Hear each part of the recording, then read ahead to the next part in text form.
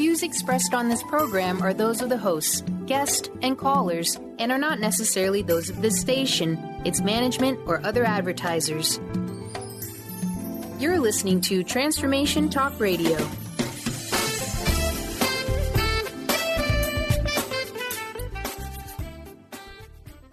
Hi, welcome. This is Dr. John DeMartini. This is one of the most amazing and inspiring shows that you can listen into. If you want to be on the edge of your seats, if you want to open up your heart, if you want to expand your mind, and you want to meet incredible people, stay tuned because you're just about to experience a transformative radio show that will change your life. And you're listening to the Dr. Pat Show that's coming up right next. The following audio is via a Skype call. Welcome to the Dr. Pat Show. Talk radio to thrive by. Powerful, inspiring, and coming to you live, bringing you stories of people like you and me busting through and living life full out. Get ready to dare to wonder what your life would be like if you knew you could not fail. Hey, everybody. Welcome, welcome, welcome. It's great to have all of you tune us in and turn us on. And for those of you that are just watching us on Facebook, howdy to you, partners. Today we got a great show for you. What does it mean to chase our lives? You know, how does that show up? And when we're chasing our lives, how are the ways that we can do it to create the kind of change we want to see? So chasing your life, a spiritual journey from stress to success and peace with my friend, colleague, author, Joe Nunziata. We are going to go on a journey today together that looks at how we get from where we are, wherever that is, to where you actually want to go. You know, out of the gate, the question then becomes, one, do we know where we want to go? Two, do we believe we can get there? And then part of the journey is, am I taking this from a human approach of things, or am I moving ahead knowing that I got a little help in the spiritual journey? For those of you that know Joe, you know his work, you know what he's known for, this best-selling author, spiritual life and business coach. He is a professional speaker. He teaches people all over the world what it's like to make permanent, clear, crisp changes in your life, and at the same time, break free of destructive patterns. You know him from the various books he's put together, whether it's Karma Buster or Spiritual Selling or Finding Your Purpose, any and all of the above. The thing that we're talking about here today is this idea of stepping out into the world and looking at how do I get this? How do I get from this place of chasing to actually arriving? Joe, it's great to have you here today. Thank you, Dr. Pat. Always a pleasure. Chasing your life. Let's talk about that. Let's talk about the meaning of it. I love the questions that you have in this book, and let's talk about the book for a minute. You know, this idea of looking at what we're chasing from a very, let's say, conceptual point of view, and then trying to discover what we're really chasing. Isn't that really step one in looking at this? Yeah, I think we want to look at our lives and saying, what is it what am I doing? I think people I don't know if that's a question we ask ourselves. We get up in the morning and we kind of got caught up in a routine or what we thought we were supposed to be doing. And not enough of us took a step back and said, well, why am I doing this? Or what is the reason behind this?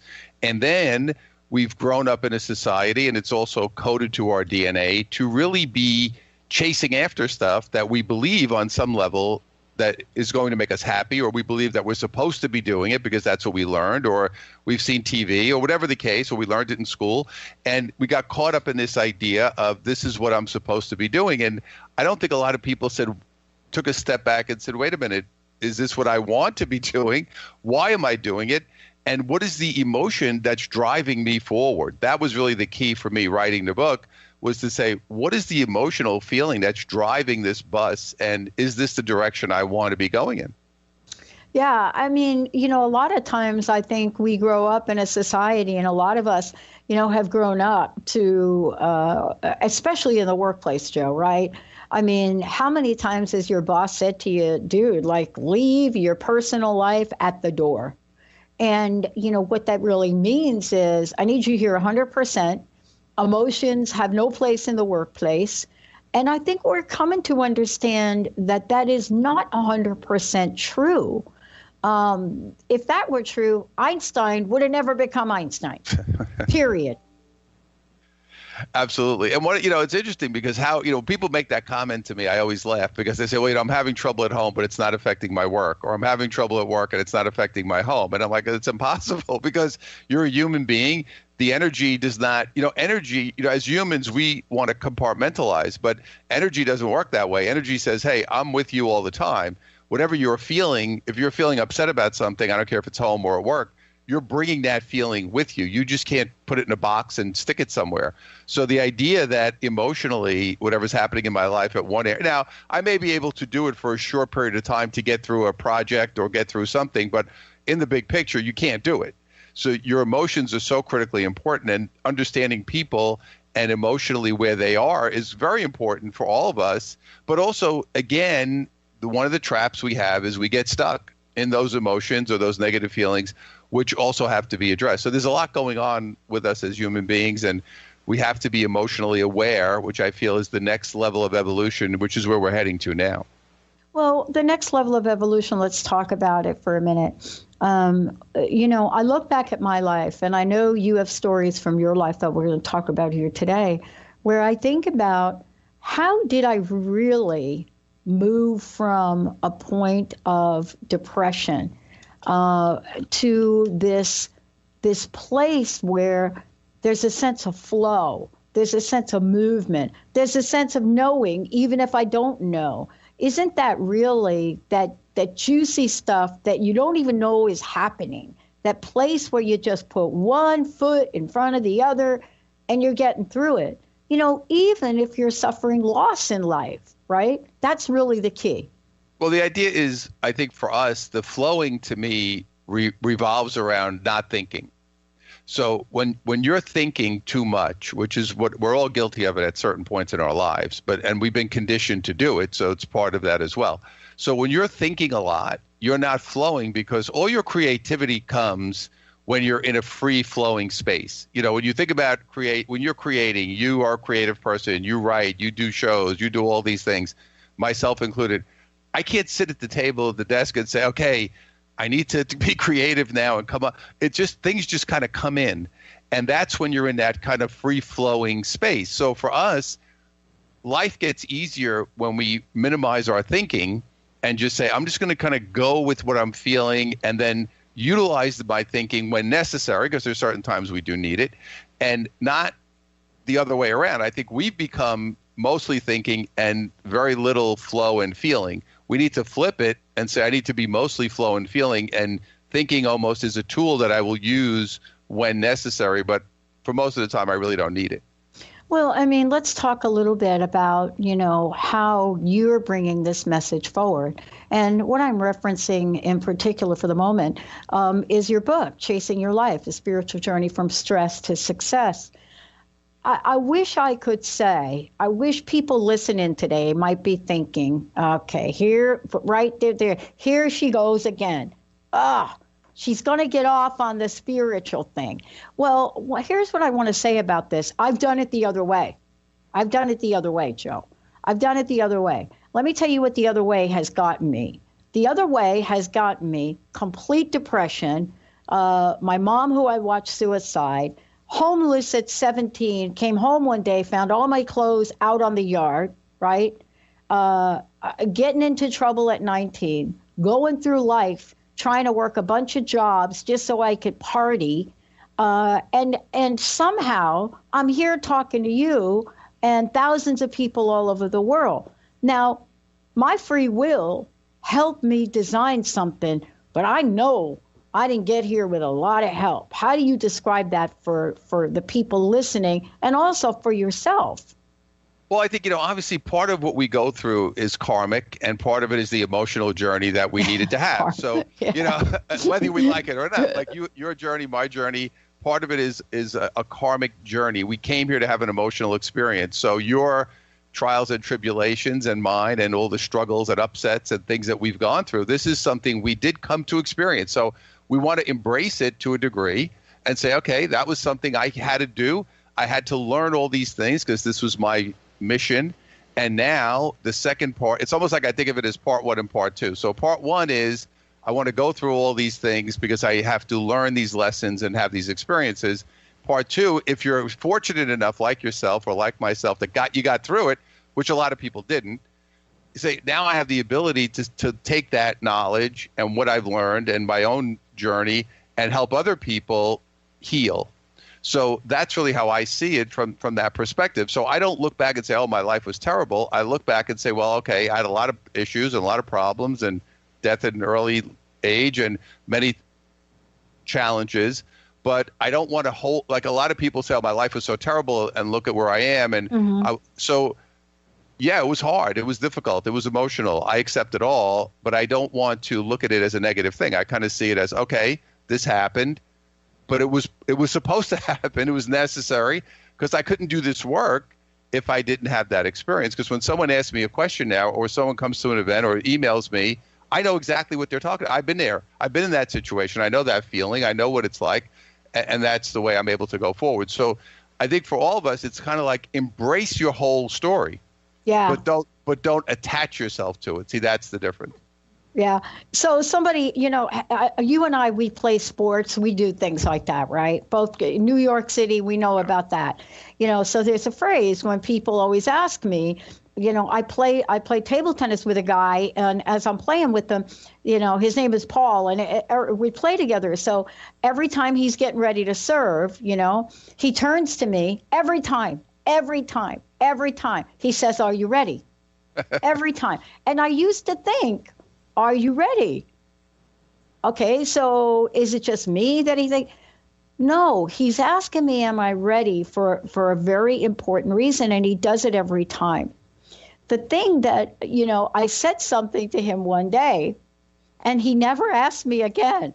And we're playing, and he says, are you ready? And I said, Paul, I got to tell you, I was born ready. And so I want to ask you about this, because being ready or having a ready state is very different than having a chasing state. And I know what it's like to chase. And I want to ask you about chasing for a minute. What do we chase? We chase the winning lottery ticket. We chase the love of our life. We chase that job, that career, that thing. We chase. And here's the question for you. What is it about us as humans that maybe innately or karmically give us the chasing gene? Well, it's part of, everything in energy. When you do energy work, you understand everything is yin yang. So there's positive and negative to every element of your life. So everything that's positive has a negative charge. Everything that's negative has a positive charge. So chasing in our positive sense, let's say, as humans, we are inventors, and we are always looking to improve our lives. That's what we do. That's who we are. It took us from caves to homes and, plumbing and electricity, and all the things that we have are because we are, in a positive sense, chasing improvement. And that's a good thing, right? You say, well, that's good because we are inventors and we want to improve and we want to make our lives better, and whether it's personally or globally or whatever the case may be. So that part of it is wonderful. That's like, wow, I want to improve. I want to make my life better. I want to improve the circumstances. I want to help other people, whatever the case. Where we get in trouble is when we start to chase all these other externals. See, because the creativity part, the invention part is very spiritual. I'm inventing, I'm creating. That's very spiritually based. That's very big picture based. Where we get in trouble is the ego gets involved, and then we separate and we start to create a personal agenda, which is tied to chasing these whatever things, like you said, the title, the car, the girls, the boys, whatever, that I believe this is the thing I want to get so I can elevate myself, and that's going to make me happy. So this is where we get in trouble. So the idea behind it is to say, what's the difference? Because people say, well, Joe, I go into companies, I do sales training, right? Spiritual selling. And they'll say, you're telling me to tell my guys not to chase business. I said, I'm not telling you to tell your guys not to get new business. I'm telling them I don't want them to chase stuff. Thank you. So that's the difference, because I say, and the example I use all the time, and I say to the guy, listen, okay, you and I are going to walk out in the front of this building. If a guy started chasing you down the block, what would you do? And everyone says, I'd run away. I said, if you saw a crazy looking guy chasing you down the block, what would you do? He said, I'd run. I said, so why would you chase business? What are those people? What is the feeling that you're putting out there toward those people that you're trying to get to do business with you? So it's not a matter of not doing anything. It's understanding the feeling behind what I'm doing. That's the difference. And this is what gets people bent out of shape, because they say, you're telling people to sit on their couches and not move. I said, No. absolutely not. No. I'm telling people to move forward in a different feeling of energy. That's what I'm trying to say. Yeah, let's talk about this a little bit more. I think you and I, and let's skip the break for those of you listening, because I want to make sure we're covering this. This is one of the most important messages, Joe, of this new year. Now, why am I saying that? So let me get all like astrological on you right here, or numerology on you, or let's just say it's all spiritual energy anyway. Let's just talk about that. There is an energy of let's get it done. Let's get it done. How do we know this? Just look at the events so far this year. Out of the gate, Golden Globe Awards, all of the movements that are coming to the forefront. And let's just say it. This is not about politics. This is about people deciding what they believe in. It doesn't matter what party you're in, but this is about people. And now they're coming forward. They're taking an action, right? Oprah does a 9-minute talk on the Golden Globes the other night, and now everybody's buying Oprah 2020 pins. That's how fast, right? But that's not a chasing energy, is it? Well, that's a different kind of feeling, because what ended up happening here was, and let's get a little astrological if you like, because I'm and I like numerology and numbers, and I understand that every year carries different vibration and different energy. So what basically 2017 was a year that we really looked at as a foundational year of shifting. We knew there was going to be a lot of changes. It started obviously for us in the United States with Trump being elected, which shook up the world, and has continued to do so because he is a disruptive force, in a sense, from a spiritual perspective, because the old system needed to be resolved in some way. So that's really what his job is. So, whether you like him or not, that's really what he's there to do. That's right. And then we started to see all these other things. We started to see these iconic figures that we looked at for years and years and years. They were going down. It was like dominoes. And what's amazing was one day I was online just kind of researching around. There are so many other ones that you're not even seeing that are known to a lesser degree, but there's so many big ones that you're not even seeing the hundreds of other smaller ones that are coming out every single day, whether it's a local area, a regional area, a news guy, a business person. It's coming out left and right. So the breaking down of old structures is part of what this is about, where these things that were acceptable, let's say, for many, many years, and this goes back thousands of years. This is not 20 years ago. We're talking about thousands. No. And yeah, thousands let's do of this, because this is so important to talk about this now. Yeah, we're not talking about this. Is not last week. This has been going on for 5,000 plus years, where the same energy has been moving forward, where we've had abuse. We've had abuse of power. We've had abuse with money. We've had an inequity problem, which is continuing now. So all of these structures are going to start to go down. We're talking about the financial institutions, business, religion. We're seeing it now with powerful people dropping down, because in this new energy and new timeline, these things will not be supported anymore. So that's why you're seeing things like we're seeing now with Golden Globes. And again, there's a self-serving element to some of those people too, because I think a lot of those people were complicit in that whole situation. And where were you 20 years ago, 10 years ago, 50? But the energy of the universe was not ready to support that shift. Now it is. So now we're going to start seeing changes. So now for us as individuals, we have to take our part in it, which is, hey, I need to follow through with my own thing, whatever I believe in. And if I see something that I don't like or something that I don't agree with, I am not going to perpetuate that by turning a blind eye. So this is all part of where we're going in 2018, and this is an exciting time. And again, it's going to be a time of a lot of change. People don't like change, especially those who have really prospered and been very successful in the old energy. They're nervous because they don't want to see this happen, because they say, whoa, whoa, whoa, the emperor has no clothes, and all of a sudden everything's starting to come down, and where am I going to end up?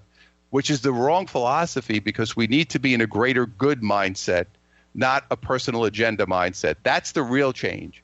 The big picture change is we're going from this personal agenda, ego mindset to what's the greater good. And that's going to be where you really see waves of change take place. That's what I'm talking about. Listen, we've gotten to know each other pretty well. You're working with our team. You've been helping us out, right, in more ways than I can tell you. And we've talked about this idea of chasing from a sales point of view. There's a difference between chasing and inviting, right? And in your book, you talk about chasing the past. I love that you say this. I love that you say this, because let's just try it again on our listeners, our audience right now. What if I said to everybody out there, do you think maybe you're chasing your past? The mind can't figure that out, because the mind is saying, wait a minute, it's a past. How could I chase my past, right? But we do it all the time. What I'd love to be able to do for all of you, if you've got a question, you want to weigh in, you want to get some help as to how to stop the chasing, period, 2 ways you can do it.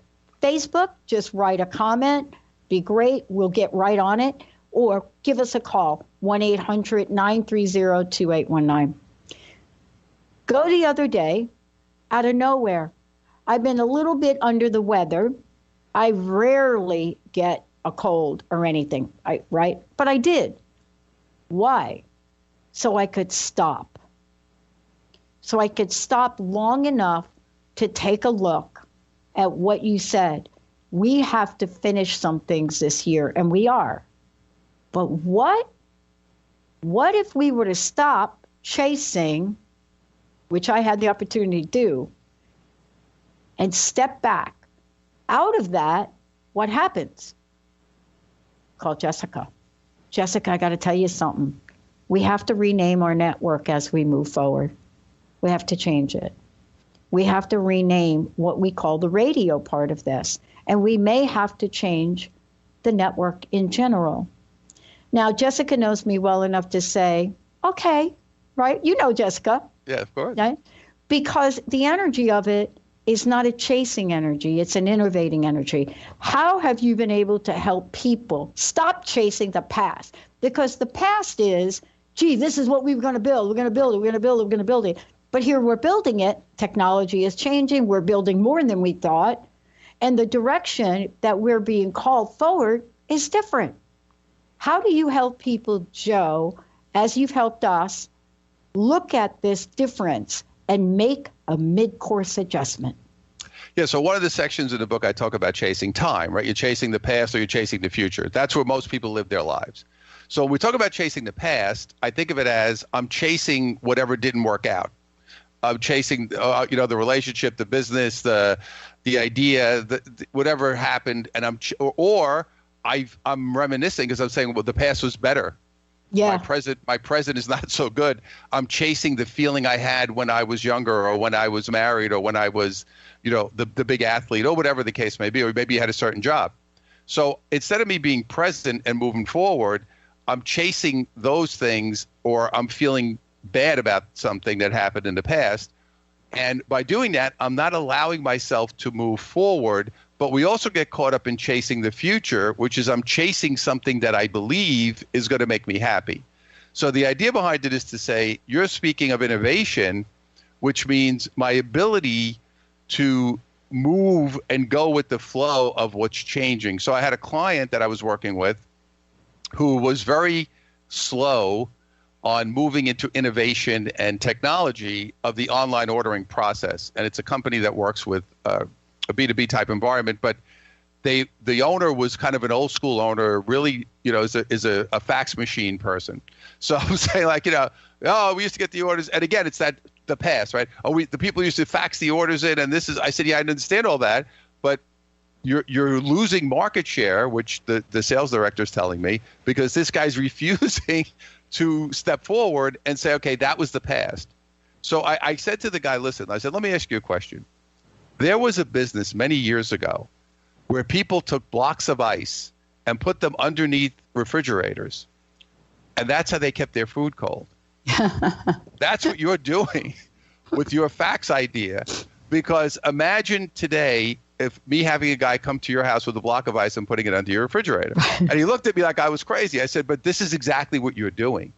So when I put it in that context, he was able to say, he looked at me, his eyes got like two saucers, and he said, oh my God, I never saw it that way. I got stuck in my fear of technology. So again, we fear what we don't understand. We fear what's new. We fear the idea to say, I have to reinvent myself. So this also happened. McDonald's, if you've ever, I've done tremendous research on McDonald's early on studying franchises. And of course, the movie came out with Michael Keaton, if you saw it, called The Founder. Yeah. But one of the things the McDonald brothers did at one point, before they were huge, when they had one restaurant, is they had one of those restaurants with the car hops and, people roller skating up with the trays and all that kind of stuff from the 50s. So they realized that, well, you know what? This is not the best way to operate. And they were very successful. They closed the restaurant down for 6 months, rebuilt the whole place, rebuilt the kitchen, and came up with the system that we know today as McDonald's. And people said to them, you're crazy. But they realized this is not the future. And am I willing to take a step back to say, okay, I need to reinvent myself, reinvent what I'm doing, make these changes to go forward? So the chasing of the past is a lot of ways it's fear-based, of saying I'm trying to hold on to the past and I'm chasing after this idea, but the energy is always moving. Time is moving. Things are moving. You can't do that. But again, we've seen a lot of people in business go out of business. This person's really having a hard time because now by the time they got on board, all the competitors are way ahead of the game. Now you're treading water trying to catch up. So again, these are things that we have to look at and say, I have to be willing to go with the flow. And one of the things I always say to people is, don't get attached to what you think you're supposed to be doing and the way you're supposed to be doing it. I was like that for years because I was always saying, I have to do it this way, I have to do this, I have to do that. And I say to clients, I said, what would happen if God came down to you and said, listen, the best way you can serve right now is to get rid of all this stuff. I want you to go to Italy and become a farmer. And that's going to be the best way you can serve mankind. Would you be willing to say, okay, if that's the best thing for me to do to serve, I'm willing to let it all go? That is a question you should ask yourself, because if you can't say yes to that, you're attached to too much crap. I love this. We're going to take a short break, and when we come back, we're going to talk about it more, because we think we got the best laid out plans for our lives. I mean, I went to school for 8 years in my 40s. Are you kidding? Because I thought I was going to go to school for 8 years, and at the end of the 8 years, I was going to go work for Deloitte and Touche or somebody like that and get that big fat job and get that big fat salary. And when I was done, I was done. There was nothing more for me to want to learn, study, or do in the field of organizational development and behavior and psychology. So then what? Well, that's what Joe's going to talk about. I'll let him talk about that. What if your best laid plans, all of them laid out, right? What if you do that and then you become the runaway bride? Stay tuned. We'll be right back with Joe. We're going to give you lots of information, tell you about his book, how to find out more about him, all of the above. We'll be right back.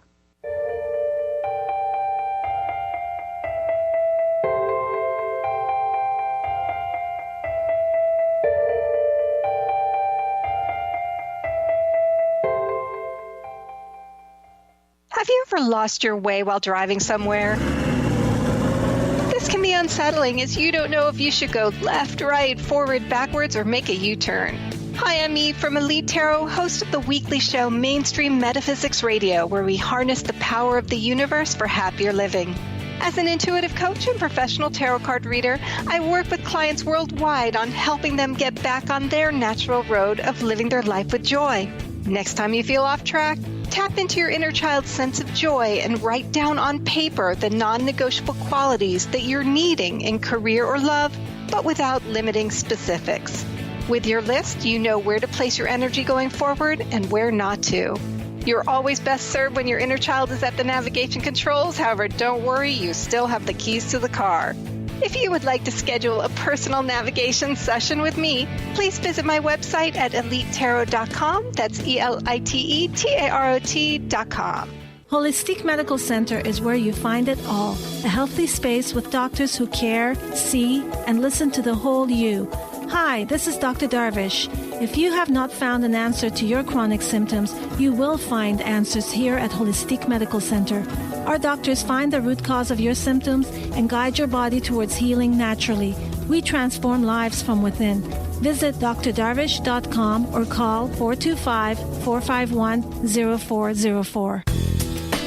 Gain powerful insight and practical tools to support you on your spiritual journey.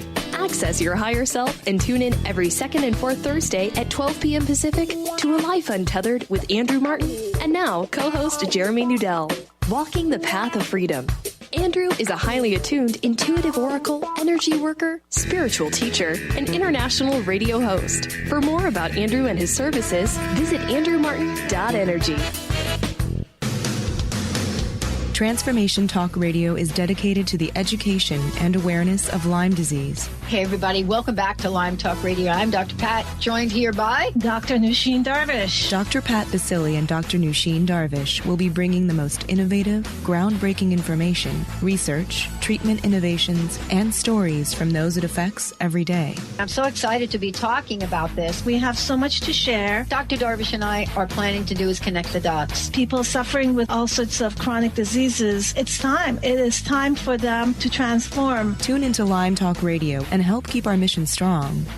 For the loyal listeners out there that have been listening to this incredible show on Lyme disease, we are not going to let you down. We're going to come through stronger and enrich the platform for Lyme disease awareness through Lyme Talk Radio. The message will continue, the conversations will become stronger, and the healing epic.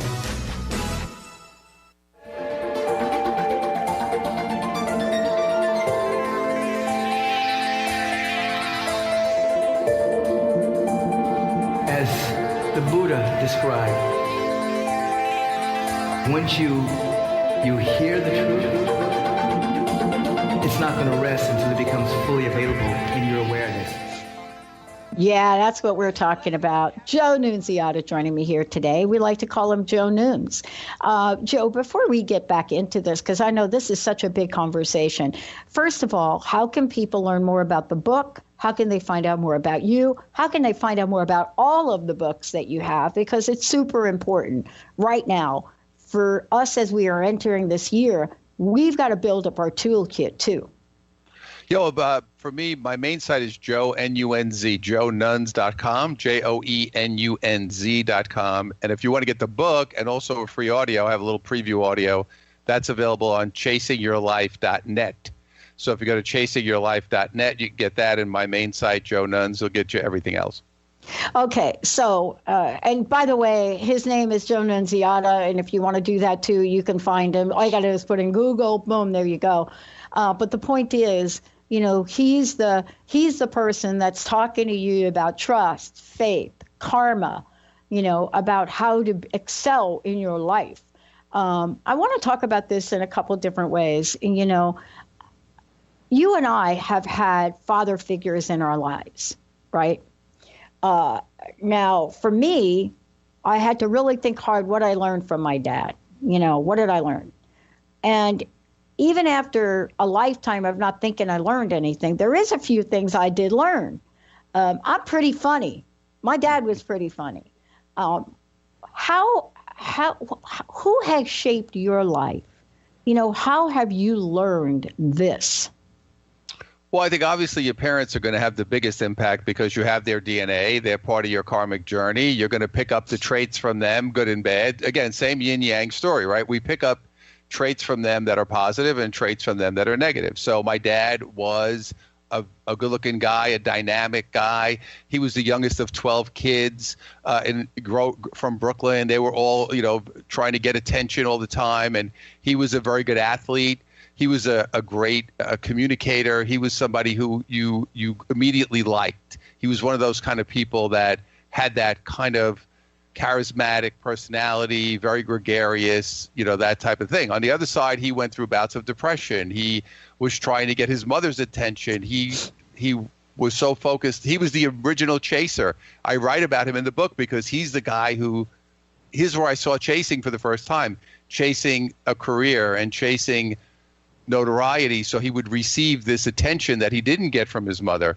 So I look at my mother, certain traits that she had, very tough, very strong, very powerful in her own right. But on the other side, there's a negativity, a feeling of gloom and doom, this kind of mindset of nothing is good. So, again, very victim oriented. So I picked up, we all do. We pick up those traits from our parents. One of the things I always talk to people about, I say, we go through life. I think a lot of people trying to say, I'm not going to be like my parents, which of course you can't do because you are your parents. The idea is to say, could I be a better version by saying, let me take what was good and build on that and work on the stuff that I picked up that was not so good and try to dissolve that out, because that's how you're going to be the best version of yourself, which is all we could all do. Boy, listen. Every year, I'm not just saying 1 year, but there are times, I mean, you and I work for a living, right? Contrary to what all my friends are thinking I should be doing right now, right? I love what I do. I love what we're building. I have a great team of people here. Are you kidding me? Linda, Kim, Justin, Carter, Jessica, Megan, Chris, boy, Ben, you just name them. Great people. Make me smile, right? Can't do this without them. Spirit was very good to me one day and said, Pat, you cannot keep doing things alone. And I want to ask you this question. Sometimes in our chasing, we forget that maybe in order to create the greater good, we have to get greater in other ways. And I know you talk about this in the book. You talk about how can we be successful and do good things in the world. But chasing, I don't think that chasing was my doom, by the way. Yeah, well, chasing is agenda driven. Understand? Yeah. So basically when I talk to people, it's usually tied to an egoic personal agenda. Why do you want to do this? Because I want to get something personal gain, something that I get that I'm only concerned about myself. So that's somebody who's in a narcissistic state, and we all, obviously there's healthy narcissism too, but so somebody who's in an agenda saying, I need to get this promotion, I need to get this account, I need to whatever it is that you're trying to get, this girl, this guy, because it's a personal agenda, as opposed to saying, am I doing something that is, again, I go back to for the greater good, and am I doing something that's a win-win, that's a positive for everybody involved? So it's a matter of saying a person who is in a egoic state and who is looking for only for personal gain, that person, that's where they're going, which is fine. See, the idea is this. If that's what you want to do, I'm not trying to stop you from doing that, because I can't if that's what you choose to do. I want to surround myself with people who are saying, okay, I want to do things that are for the greater good for everybody, but also understanding one thing, and I think this is critical. One of the people who benefits from everything you do is yourself. Yeah. So I think a lot of people get caught up in this, I'm giving. The universe, energy is all about balance. It's not about you pumping out all your energy and getting nothing back. So the idea behind this, that you're going to be this selfless, wonderful person and give everything and get nothing back, is foolish. This is like saying I'm going to walk on the desert with no water and give all the water away to everybody else until I die. This is not what the universe wants. We want to give, we want to receive.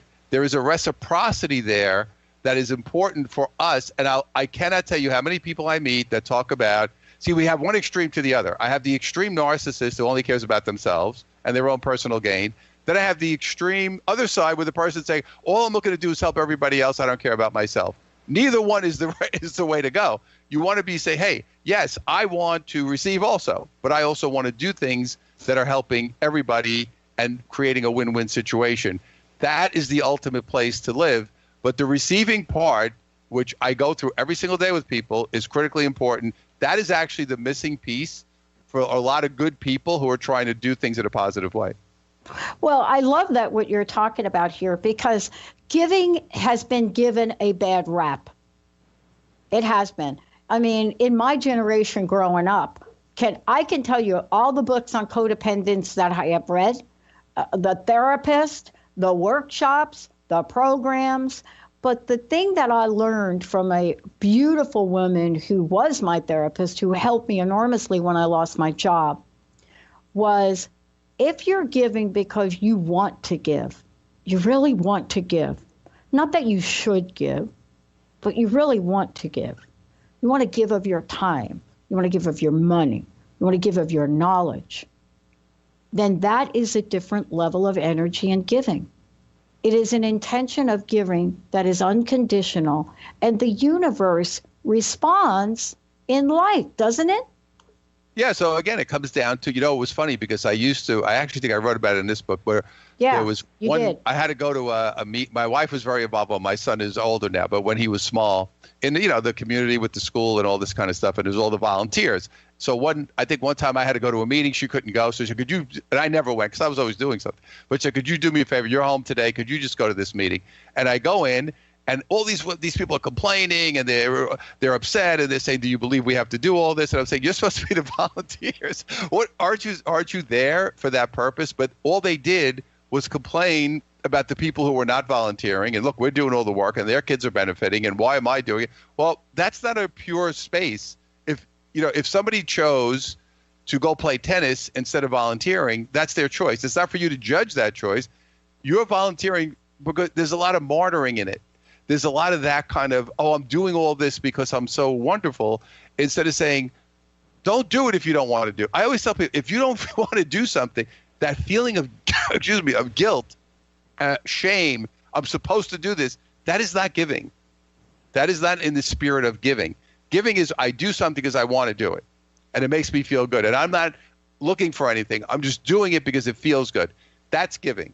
Everything else is personal. We're back to the personal agenda of I'm doing it because I want people to like me, or I want to prove how wonderful I am, or this is how I validate myself. So the idea behind it is, if you don't want to do something, don't do it. It doesn't make you a bad person.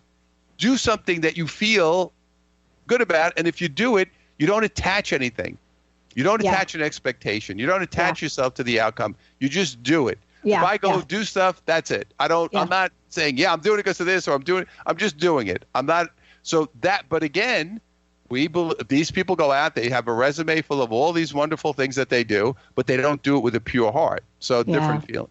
I love it. Listen, I want to let's skip this other break too. I want to talk to you about a couple of things in the book. And by the way, there's so many things that you're bringing to the forefront. So before we get back into it, what is the best way for people to find out more about you again? What's some of the social media people can follow you, and tell people how they can find out more about the book, get the book, all of the above.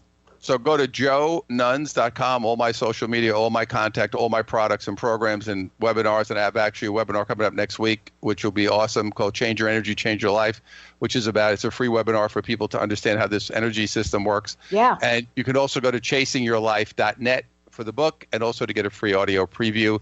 And you can get, obviously, Amazon, Barnes & Noble, wherever books are sold. So either one of those will be great. Awesome. All right, the big one I'm saving. Big. It's huge. It's big. Oh, yeah, I did say that. Trust and faith. And I want to know, from your perspective, the relationship between trust and faith and surrender. Well, let's start with surrender. Because let's start, and then we'll get to trust and faith. All right. I think it's a natural dovetail. So surrender, I think it's funny when we think of the word surrender. If I say that to somebody, they think of giving up. Because if you think, what did you learn? Oh, the army surrendered, or somebody surrendered. And so we have a negative association to that idea of surrendering. So surrender is really, in a higher form, is I'm letting go of all my stuff. So I'm surrendering the chase. I'm surrendering this idea of what I think I'm supposed to be. I'm surrendering the attachments. That's surrender. Surrender is I'm letting go, and I'm letting go of all this junk that I've piled on myself emotionally and in many cases physically to move forward in a positive way without any attachment. See, the attachment is the big thing. So then we get into faith and trust. So when I surrender, that means I'm giving up a part of my identity, which is the belief that I'm supposed to be X, Y, and Z, whether it's the good husband, the good father, I'm supposed to act a certain way, I'm supposed to do this or that. So I surrender all that. And now I trust that the universe is going to take me where I'm supposed to go. And I have faith that everything will work out for my highest and greatest good. But I understand it doesn't mean I don't hit bumps in the road. Because my highest and greatest, all my bumps in the road were necessary for my highest and greatest good. I don't look back and say, well, I shouldn't have had those. So it's an understanding. Now, faith and trust is a feeling that takes time to get to. It took me a long time. So I would always say, well, I have faith, but deep down I didn't, because my past was so negative and had so many problems and failures that it was hard for me to say, how can I get to this place? So what the universe did was it broke me down to a point where it said, I'm going to smash you up. I'm going to strip your ego. I'm going to rip everything out. It's almost like a purification process and say, as you said earlier, Dr. Pat, I tried it my way in my egoic state, and that didn't go well. So it got to a point where I said, okay, I got to surrender. I have to have faith, and I have to let everything go. And now here's the problem we have as humans with this. We like to know where we're going next. We like to know everything. We like to be safe. We like to say, well, I'm going to do this, and if I have this job, and if I do this, and if I do that, and if I marry this person, if I move to this neighborhood, if I put my investments here, I'm going to be safe. Now, of course, that's an illusion because that doesn't exist. Because everybody who thought that, talk to the people at Enron who had millions of dollars of stock, who were secretaries, who all of a sudden in 3 days had nothing. So, but they thought they were saying, I invested all my money in this great company. I came in, I was a secretary. I had it in my 401k, and I'm set for life. And all of a sudden in 3 days, the universe said, no, you're not. So this is the illusion of humans to say, if I do all these things, I'm safe. But the universe says there is no such thing except your inner peace and your inner faith. That's the only thing that keeps you safe. So if you don't have faith to say, hey, no matter what happens, I have faith that I'm going to be brought, even if this looks really bad and I lost all my money or like went bankrupt twice like me or went through the trials like you did, I have to say at the end of the day, doesn't matter. This is where I'm supposed to. I have faith that I'm going to be taken to the next place. And when you look at life, the problem with us for life is I can't see the future. I can only see the past. If you look back, you can say, well, wow, those things make sense now. They didn't make sense when I was going through them. So what you want to do is live in a space to say, it doesn't matter if it makes sense now. I understand that there's a reason for it. Right. And there's an understanding behind it. So that's really about. But it's a place, it's not just, a lot of people say the words, they don't feel the feeling. You have to feel faith and trust. I always say to people, do you believe? Do you feel it? And if you don't feel it, it's okay, because it takes time to get there. But you have to feel it deep down, but it takes time to get to that place, because you've got to surrender or you can't get there. See, so that's kind of the little caveat. If I don't surrender, I'll never have trust and faith. Yeah, I mean, this is really what we're talking about today is, providing some information and tools and insight for people. So as we move forward, we can make some changes that can get us from where we are to where we want to go. And we may not know what all those changes are, but part of this, and you also talk about it in the book, is having some tools so we can move to what you call the creation mode, right? So that we're not stuck in a place of our problem, right? Growing up in New York, I know what happens when you hit a pothole on the street, right? On the surface, you can't really see how deep the pothole is until you actually hit it, and boom, there you are. But what is it that we can create that says, even if I hit the pothole, I can create a way to either fix what happened as a result of that or avoid it altogether?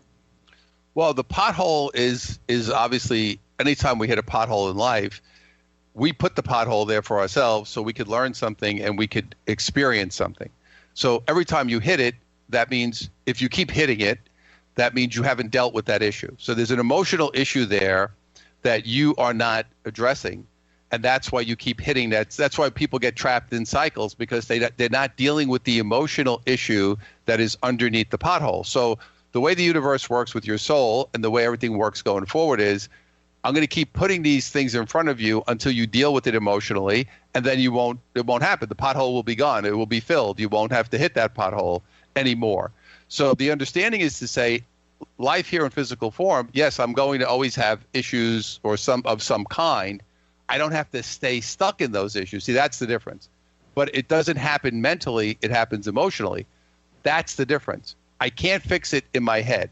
I can only fix it in my emotion, because my emotion creates my vibration, which creates the pothole or takes the pothole away.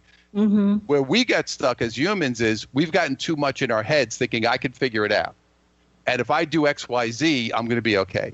And then you do X, Y, Z and it doesn't work. Why? Because you're still carrying the emotion that created the problem in the first place. So that's the key to going forward, is really learning how to manage your emotional state and say, this happened to me. I have to understand why I am creating this now, and what is happening emotionally to me that I need to deal with. Once I do that, then I can deal with that issue, dissolve the energy, and move forward. That's the difference between moving forward and staying stuck in that cycle of pain, so to speak. And what you're talking about, Joe, and you talk about in the book, is like removing the desire to chase. Because we're not just talking about, just don't do it, just stop. We're talking about that there is this yearning, this thing that causes us to chase to begin with. And we're talking about getting at the root of that. Right. So the idea is anytime you want to make a change in your life, I have to get to the cause. We're very effect driven. We look, we have a pain, we take a pill. We're very much focusing on the effect. I always laugh at the war on drugs. The war on drugs, you can never win, because as long as the people want drugs, they're coming. Yeah. The only way to stop the war on drugs is stop people from wanting it, because the bottom line is, as long as they want it, we had it with prohibition, we had it with everything. Now we have all the legalizing of marijuana because people want it, they're going to get it. So the idea that you're going to stop it by going after the drug guys, legalize it all, because that's how you take those guys off the game. Legalize everything and control it and make sure it's safe. And then you eliminate all of the illegal guys that are making millions and billions of dollars. What we're doing is we're trying to attack the effect, which is, I'm going to take the drug addict. You're not going to stop people from doing that. By attacking the drug dealers. It's not going to work. So for us, it's the same philosophy to say, if my desire is to have drugs, that's what I'm going to do. So the idea is to say, why am I chasing this? And the reason you're chasing everything is very simple, but it's hard to deal with it. You're chasing the feeling of love that you don't have. And somewhere in your belief system and in your mind, you've been conditioned to believe, if I get this, I'll be happy and I'll feel love. And it's the wrong road to go down, because the love can only come from within yourself. And that is the whole key to the whole chasing game, that if I stop chasing love externally and just understand that I don't need it, whatever I get externally is a bonus. My job is to just love myself. That's all you have to do, and everything else falls into place. But it's very challenging as a human to get to that place. It sounds easy to say it, but getting there emotionally is the journey for all of us. Wow. Joe, thank you so much for helping us kick off this year, but more importantly, for a very powerful message and the tools so that we can learn how to stop chasing. One last question. What's your personal message? What do you want to leave us with today, and your website again? So bottom line is this. All you're here to do is be the best version of you. Love who you are, accept who you are, and the more you do that, the easier your life is going to be. And you can get me at joenuns.com. Any questions or whatever, you can contact me there, and I'd love to engage anybody who's interested in expanding and moving higher. All right. Happy New Year to you. Happy New Year. Thank you so much, Dr. Pat. You bet. We're going to take a shorty, everyone. We've got another hour coming up here on the Dr. Pat Show. We'll be right back.